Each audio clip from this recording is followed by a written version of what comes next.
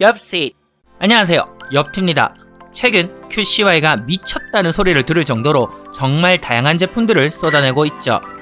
T1에서 T3가 발매되기까지 약 1년 정도가 걸렸던 것 같은데 이제는 거의 매달 신제품을 내는 것가 싶을 정도로 발매 주기가 굉장히 빨라졌네요. 그래서 오늘의 커피타임의 주인공은 QCY의 T7입니다. 그럼 가시죠.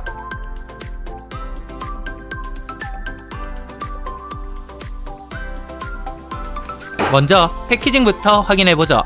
QCY 이어폰들을 자주 접하셨던 분들은 알고 계시겠지만 전작들에 비해서 패키징이 정말 많이 화려해진 편입니다. 전면엔 제품이 인쇄되어 있고 뒤쪽엔 간단한 스펙들과 QR코드 정도가 인쇄되어 있네요. 개인적으론 패키징 전면에만 힘을 좀 주고 사이드 쪽엔 색을 빼면서 그냥 아이콘 정도만 배열했다면 지금보단 조금 더 깔끔한 인상을 줬을 것 같은데 괜히 색을 넣어서 조금 싸보이는 역효과가 나진 않았나 싶습니다.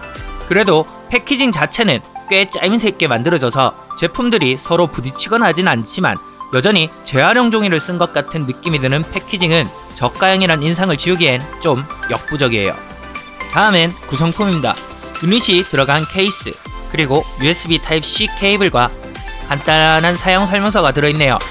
커널형 제품들에는 저품질이지만 그래도 별도의 이어팁을 제공했었는데 이 친구는 오픈형이라 따로 별도의 구성품이 있진 않습니다. 케이스부터 살펴보도록 하죠.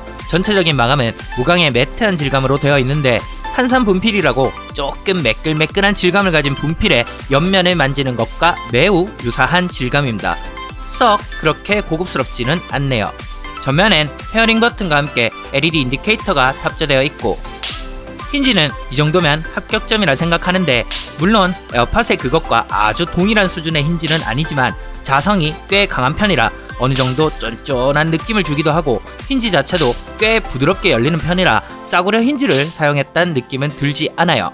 무엇보다도 USB Type-C 포트를 채용한 것은 꽤 괜찮네요. 다음은 유닛입니다. 다들 얘도 에어팟 카피구나 라고 생각하시겠지만 요새는 이런 디자인이 워낙에나 많이 출시되고 있는 상황이라 이제는 예전만큼 거부감이 들진 않아요. 다만 저는 이 친구가 샤오미의 에어다 프로 2세대와 너무 유사하다는 느낌을 받았는데 케이스의 디자인부터 터치 센서의 모양, 아래 2개의 포고핀이 있는 등 유사한 점이 꽤 많습니다. 여튼 크게 독창성 있는 디자인은 아니에요. 이어버드의 위쪽에는 튜닝홀이 존재하고 아래에는 충전을 위한 2개의 포고핀과 함께 마이크가 있습니다. 이어버드 안쪽엔 이압 제거 홀과 함께 IR 센서가 탑재되어 있는데 이 센서를 이용하여 제품이 귀에서 분리되면 자동으로 재생이 정지되도록 할 수 있는 것이죠.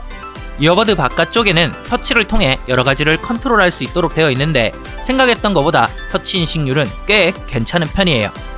스펙도 한번 살펴보죠. 이 친구는 13mm의 대형 다이나믹 드라이버를 탑재하고 있으며 블루투스 지원 버전은 5.1이고 지원하는 코덱은 SBC 하나입니다.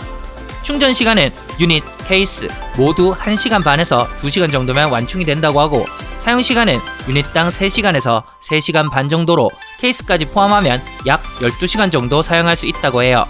오토 페어링을 지원해서 케이스에서 유닛을 분리하면 자동으로 연결이 되고 방수 등급은 IPX4를 지원한다고 하는데 IPX4라는 등급이 그렇게 실용적인 수준의 방수가 아니므로 거의 없다고 보셔도 될 것 같습니다. 또한 ENC 기능이 탑재되어 있어 통화 품질 또한 높였다고 하네요. 이어폰을 얘기하면서 음질을 얘기하지 않을 순 없겠죠. 전체적인 튜닝은 약한 V자형을 나타내는데 저음 부분의 해상도는 저가형의 그것이란 생각이 크게 들지 않을 만큼 표현력 자체는 꽤 괜찮은 편입니다. 흔히 차이팟이라 부르는 저가 V자형 오픈형 이어폰들에서 느껴지는 과장돼서 왜곡된 소리 같은 느낌은 아니에요. 타격감은 솔직히 거의 없는 수준이지만 베이스나 기타를 연주할 때 줄을 끓는 소리나 피아노에 건반이 눌릴 때 들리는 타건음 등 잔잔한 소리들의 끝부분이 가진 아주 작고 섬세한 소리들이 생각했던 것보단 꽤 잘 들리는 편입니다. 그러나 중음이나 고음 부분은 많이 아쉬웠는데 V자 세팅 이어폰들 특유의 먹먹하고 답답한 느낌에 오픈형이라는 구조가 더해져서 소리가 들리긴 하나 뭔가 부족하다는 느낌이 강합니다. 소음이 많은 환경에서 들어보면 약간 깡통을 귀에 대고 노래를 듣는 것 같은 인상이 남아요. 특히 고음 같은 경우엔 좋은 저음 표현력이 아쉬울 정도로 아예 일부가 날아간 것처럼 들리는데 시차음이 너무 강해 못 들을 정도는 아니긴 하지만 원래 들려야 할 소리가 대체 어디로 간 거지라는 생각이 듭니다. 이럴 거면 굳이 V자 튜닝을 택하기보단 저음만 약간 부스트 시키고 고음역 때는 그냥 플랫하게 그대로 두는 튜닝을 택하는 게 더 나았을 것 같아요. 그럼 EQ로 조절해서 들으면 안 되냐 라고 생각하실 수도 있는데 EQ 자체는 꽤 잘 먹히는 편이긴 하지만 고음과 저음을 살짝 죽여준다 해도 들리지 않았던 소리가 약간 살아난다 수준일 뿐이지 오히려 다시 왜곡이 생겨서 좋았던 소리가 또 이상하게 들리는 이러지도 저러지도 못하는 상황이 발생합니다. 마지막으로 통화 품질도 살펴보도록 하죠. 지금 여러분은 조용한 실내에서 QCY T7으로 통화하시는 걸 듣고 계십니다. 지금 여러분은 조용한 실내에서 에어팟 프로로 통화하시는 걸 듣고 계십니다. 지금 여러분은 소음이 많은 야외에서 QCY T7으로 통화하시는 걸 듣고 계십니다. 지금 여러분은 소음이 많은 야외에서 에어팟 프로로 통화하시는 걸 듣고 계십니다. 통화 품질은 생각했던 것보다 훨씬 괜찮은 편으로 거의 사용하기 힘들었던 수준의 이전 QCY 코드리스들과 비교를 해보면 정말 큰 발전이 아닐까 싶어요. ENC 기능도 제 역할을 다 하는 것 같네요. 이 친구가 뭐하는 친구인지 대충 알아본 것 같으니 이제는 까야 될 시간이죠. QCY에서 처음 발매한 오픈형 이어폰인 것을 감안을 하더라도 좀 대충 만든 거 아닌가 싶은 생각이 드는 중고음역대는 여전히 아쉬움이 남고 마감도 그래요. 이어버드 부분의 색이 일정하지 않고 부품을 서로 이어붙이는 흔적이 그대로 드러나는데 애플만큼의 마감을 바라는 건 아니지만 조금만 더 QC에 신경을 썼다면 분명히 이보다는 나았을 것 같은데 좀 아쉬워요. 마지막으로 어플은 좀 많이 실망스러웠던 부분인 게 공식으로 시리를 지원한다고 광고하면서 마치 아이폰과 연동이 잘 되는 것처럼 제품을 판매했는데 실제로 iOS에선 어플을 통해 연결할 수 있는 방법이 없어요. 적어도 제품이 판매되는 시점 이전에 어플을 완성시켜 놓는 건 브랜드의 기본이 아닐까 하네요. 제가 준비한 영상은 여기까지이며 분명히 쓸만한 통화 품질이나 저렴한 가격 등의 장점이 있는 친구인 것은 맞지만 그럼에도 불구하고 이어폰에서 가장 기본이라 할 수 있는 음질적인 부분이 뭔가 만들다 만 듯한 느낌을 풍긴다는 건 좀 많이 아쉽네요.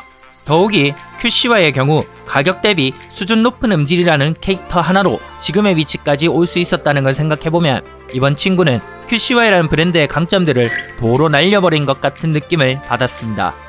QCY가 T1의 성공에 힘입어 여러가지 시도를 계속해서 하는 것 자체는 긍정적으로 보지만 아무리 그래도 본인의 색깔을 잃어버리면서까지 제품을 판매하는 건 소비자에게도 QCY에게도 그리 유쾌한 일은 아닐 거라 생각해요.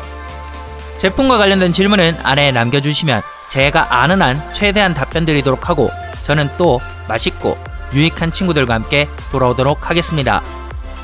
또 봬요.